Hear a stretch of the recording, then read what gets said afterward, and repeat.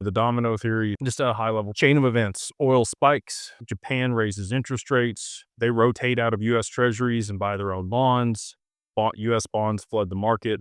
We have the stablecoin bill passed here in the US. So we have banks and institutions that will soak up those treasuries as they flow onto the market because the demand here for issuing stablecoins will be high. It's around $2.3 trillion total globally. That is, foreign debt held outside the US treasuries that will flow back here. And guess what the amount of, estimated demand for stablecoins is? $2.3 trillion, exactly the same. So that'll be shored up. It'll shore up the bond market. But with the reverse carry trade unwinding at scale, you're going to see a haircut across markets. Anything risk on, risk off, it's not going to matter where your money is. There's going to be a repricing. So gold, again, I'm going to be unpopular. Same thing with silver.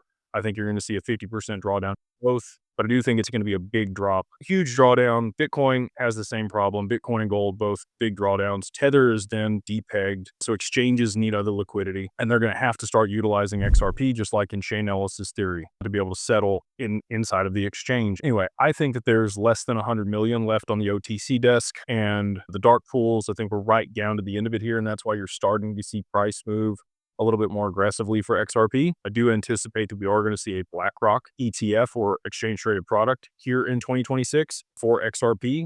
And I do think that that'll add significant amounts of demand, but I think that's going to happen right at the opportune time. Again, when all of these other catalysts play out to be able to drive XRP's price up to then settle the back into the stock market and de-risk from all of the losses on Bitcoin and settled in real time. So again, if you haven't watched the domino theory, I've been talking about this for, 21 months. It'll be 2 years in March of this year ago that I put out the original domino theory and the thesis. So if you haven't, check it out on the channel.